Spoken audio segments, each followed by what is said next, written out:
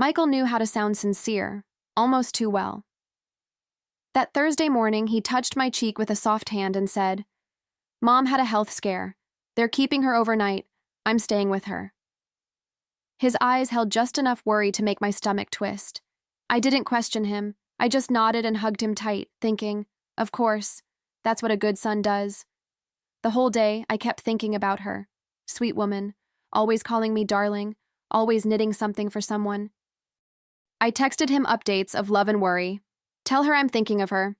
Please let me know if anything changes. I hope she's okay." His replies came slow, short, just a heart, a will do. He said the hospital had strict rules, and I believed him. But later that evening, my phone rang. Her name lit up the screen. I answered quickly, already bracing myself, and then she said it, with that same gentle voice. "Darling, have you seen Michael? I've been trying to reach him since lunch." I didn't even breathe. My world tilted. "He's not with you?" I asked. "No, sweetheart. I've been home all day." I smiled through the fire rising in my chest. "I'll ask him to call you." I hung up the phone and just stood there, staring at nothing. It's strange how silence can suddenly feel louder than any scream. My hands were steady, but my thoughts were sprinting in every direction. Not panic, not yet. Just this eerie, sharp calm, like something inside me had paused, waiting to decide whether to break. My husband had lied to me, and the worst part, he used his mother as the excuse. I walked into the kitchen and started cleaning a counter that didn't need cleaning. Little motions helped. Wipe, rinse, stack. My mind was cataloging everything. Every word from that morning, every emoji he sent, every time he'd been held up lately. I wasn't ready to confront him. I wasn't ready to cry. What I needed was to observe, quietly, carefully, and remember that even good liars have patterns. By the time he got home that night, I had already made up my mind. I wouldn't say a word. He kissed me on the cheek like nothing had happened, said he was exhausted. I played along. I listened. I smiled.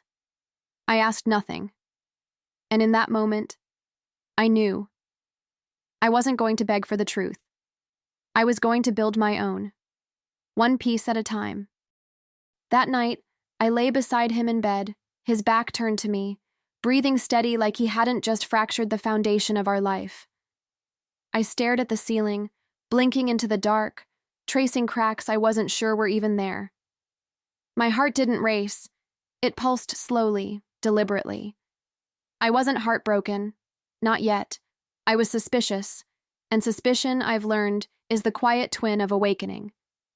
I started thinking back, not just to that day, but to others. The missed calls, the vague explanations, the business dinners that never left a receipt. It was like opening a drawer I didn't know existed and finding it full of unanswered questions. Why hadn't I looked sooner? Maybe because trusting him felt easier than knowing the truth. But now I had something solid. A lie. And not just any lie.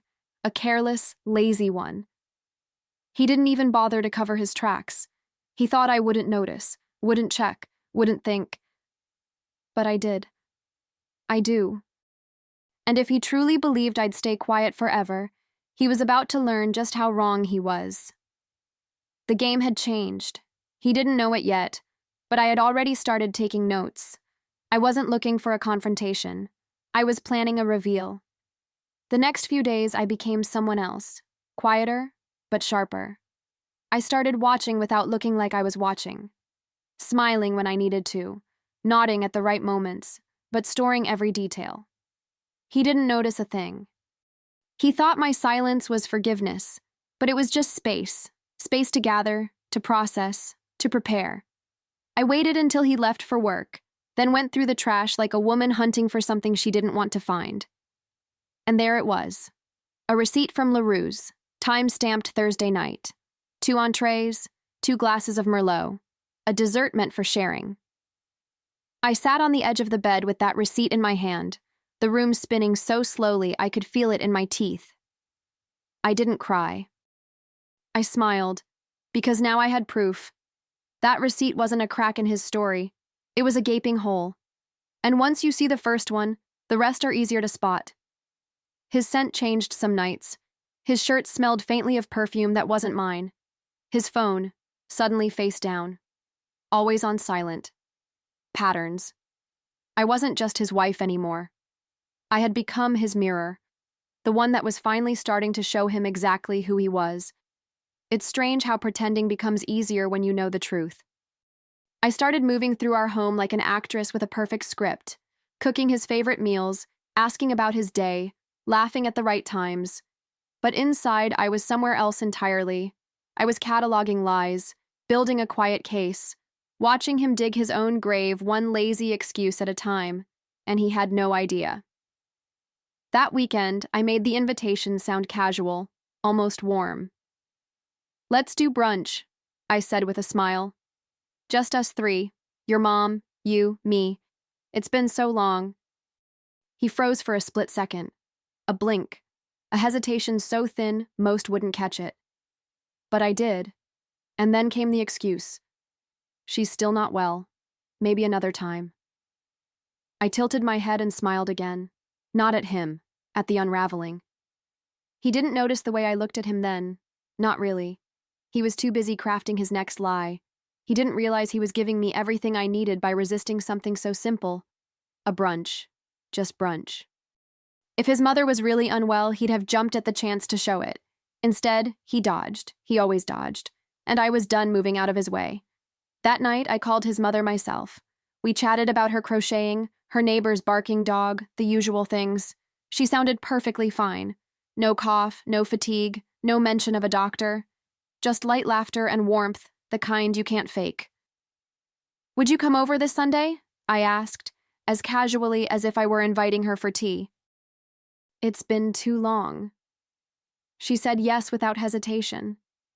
Of course she did. I hung up and felt this quiet thrill, not of revenge, not yet, but of clarity, like turning on a light in a room you didn't know was dark. I wasn't confronting him yet. I didn't need to.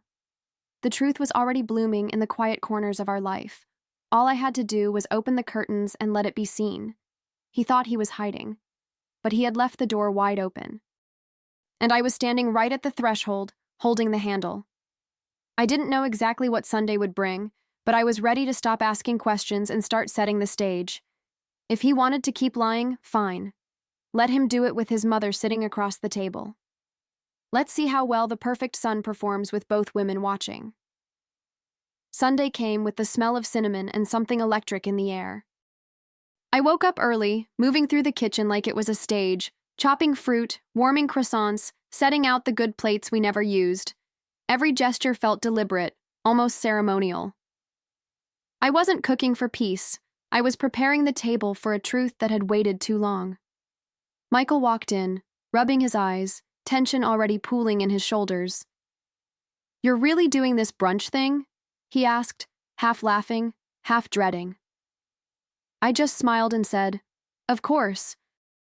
You know how your mother loves my French toast." He didn't respond, just poured himself coffee, then stood there holding the mug like it might burn him. I watched him over the rim of my cup. He was pacing without moving, mentally trying to rearrange a lie that was about to collapse. But I didn't rush him. I let him stew. And then, right on time, the doorbell rang. I didn't even flinch. He opened it before I could get there, and just like that, there she was. Radiant, cheerful. Hair freshly done, earrings twinkling like she had stepped out of a Hallmark movie. "Good morning, darlings," she beamed, kissing both our cheeks. I offered her juice, led her to the table, acted like nothing was out of place. But inside, I was listening for the cracks. We sat down, the three of us, the air filled with the clink of silverware and the scent of warm syrup. Small talk floated across the table. Her neighbor's garden, a TV show she thought we'd love, how she couldn't find parking this morning. Michael nodded along, barely touching his food, his eyes flicking to me, then to his plate, then to nothing at all. I poured more juice, I smiled, and I waited. I didn't rush the moment. I let it arrive naturally, like a pause between songs. Then gently, I looked at her and asked, "So, how was the hospital Thursday night?" I said it with care, like I was genuinely checking in, like I hadn't already carved the truth into my bones. She blinked, fork halfway to her mouth, confused. Her eyes shifted toward Michael for a beat, then back to me. "Hospital?" she asked, brows pulled tight. "I was home all week. Why?" And just like that, silence. A full, thick, impossible silence. Michael didn't move. I didn't speak. Her confusion slowly turned to something else. Realization. Her eyes narrowed, not at me, but at her son. I leaned back slightly, napkin in my lap, heart steady. This wasn't chaos. This was clarity, served hot with brunch. Michael's face was frozen in a strange in-between, panic wearing the mask of confusion. He opened his mouth, then closed it again, like his brain was buffering.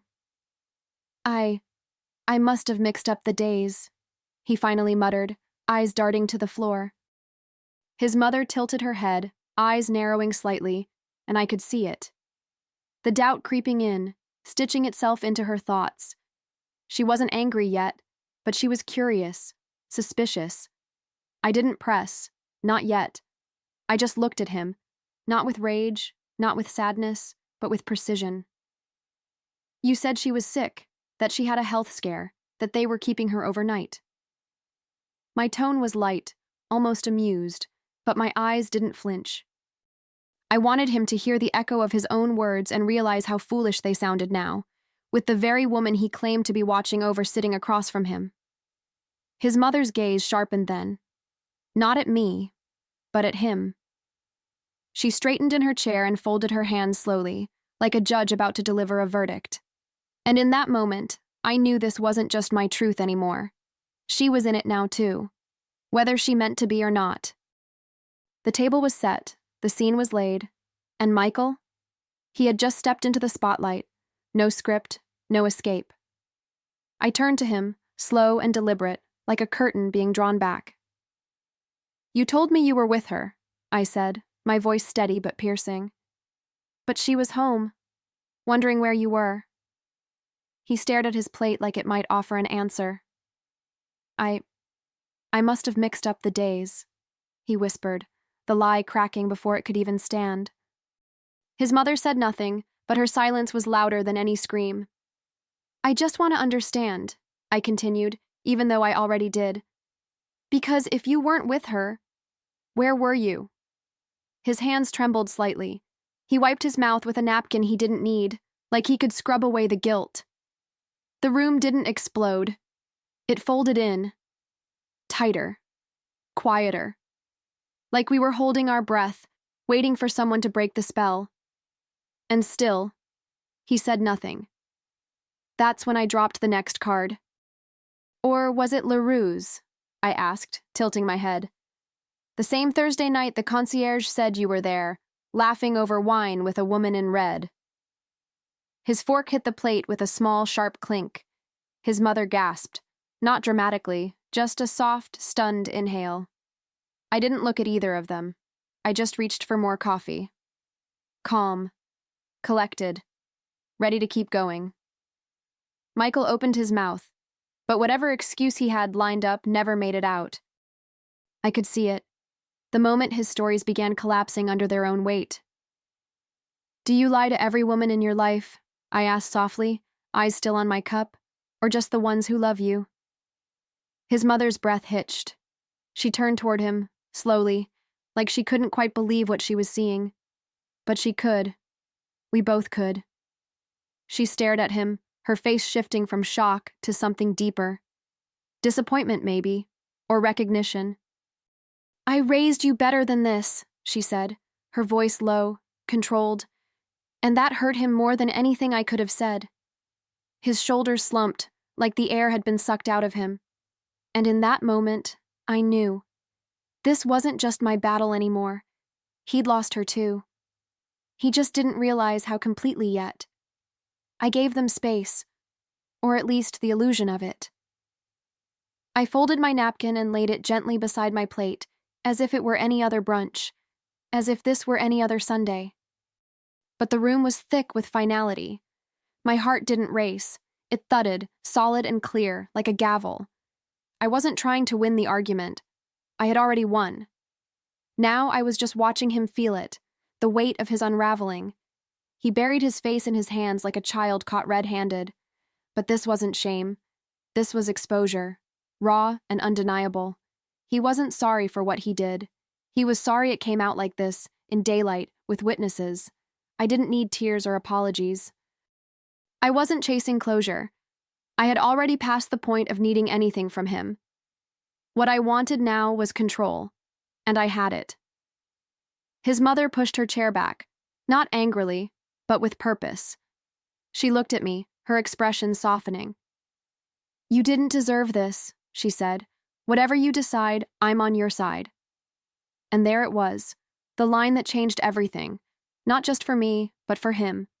That bond he used as a shield, mother and son, had just been set down on my side of the table. And he knew it. I stood slowly, not to make a scene, but to signal the end. The end of pretending, the end of covering for him, the end of a story he never thought I'd rewrite. He stayed seated, silent, still trying to figure out where it all went wrong, but I wasn't waiting for him to catch up. I had already left emotionally. All that was left now was the physical exit, and it was coming sooner than he thought. I cleared my plate, folded my napkin, and excused myself with the same grace I'd use at any polite gathering. No dramatic exits, no slammed doors, just quiet, elegant distance. Michael followed me into the hallway, stammering. "Clara, please, can we talk? Just give me a second." I turned to face him, and for a moment, I saw panic where arrogance used to be. That was new, but not enough. "Talk to your mother," I said, calm as ever. "I'm done listening." His mouth opened, but no words came. Just that same stunned silence he'd worn all morning. The hallway light caught the edge of his wedding band, a detail I might have noticed once. Now it just felt heavy, symbolic, like a lock on a door that no longer led anywhere. I walked past him without looking back. His mother stood in the doorway, watching. She didn't speak right away, just gave me that look, the kind women share when no one else is watching. A quiet nod, a silent alliance. And then she said, "You didn't deserve this. Whatever you decide, I'm on your side." That was the second time she said it. This time it stayed with me, like armor, like truth. By Tuesday, I had packed what mattered and left behind what didn't. No goodbye letter, no long explanations, just absence, clean and irreversible. I moved into a friend's guest room temporarily, a quiet little space with peeling paint and more honesty than my entire marriage. I breathed differently there. I slept through the night. And for the first time in a long while, I wasn't bracing for lies. I didn't answer his messages. I didn't need to. The silence between us said more than words ever could. And deep down, I knew this wasn't just about betrayal. This was about the insult of underestimation. He didn't just cheat, he gambled on my blindness, on my kindness. He built a lie so flimsy he didn't even bother to test its weight, and then acted shocked when it collapsed under my fingertips. Meanwhile, his mother called. Not to pry, not to guilt, just to check on me. "I miss you," she said. "The house feels strange without your laugh." And I believed her. Because some losses are shared, even if they weren't meant to be. Michael lost more than a wife that week. He lost the one woman who still believed he was good at heart. And me? I lost my patience and found my power. I didn't tell many people what happened. I didn't need to. Truth has a way of echoing without being shouted. But I remember walking past that brunch table in my mind sometimes. The orange juice, the sunlight on the plates, the quiet betrayal hiding behind casual smiles. That moment didn't break me. It introduced me to the version of myself I hadn't met yet, the one who refuses to be lied to in soft tones. He tried reaching out weeks later, said he missed me, said he made a mistake, sent a voice note that started with, "I know I messed up," and ended with nothing I hadn't already heard. I deleted it. Not out of spite, out of peace. Some chapters don't end in fire. Some end in silence and the sound of your own footsteps walking towards something better. I didn't need revenge. I needed freedom, and I took it. So when people ask me about Michael, I say, he once lied about the hospital. That's usually enough. The rest, that part belongs to me. The strength, the clarity, the morning I served brunch and truth in the same room. It wasn't about catching him. It was about choosing me. And that's the part I'll always remember. Not the lie, but the way I walked away from it without ever looking back.